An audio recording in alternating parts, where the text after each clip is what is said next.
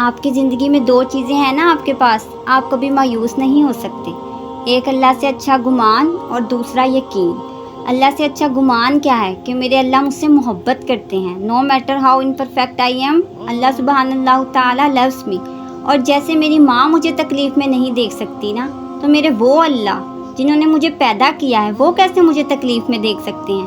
یعنی میری زندگی میں اللہ جو بھی کر رہے ہیں میرے ساتھ، چاہے مجھے سمجھ آئے یا نہ آئے، اس میں میرے لیے فائدہ ہے۔ اور دوسرا اللہ پر یقین، اتنا یقین جسے کہتے ہیں اندھا دھن یقین ہونا، کہ میرے اللہ راستے بنانے ہیں آپ کے سوا کوئی راستہ بنانے والا ہی نہیں ہے۔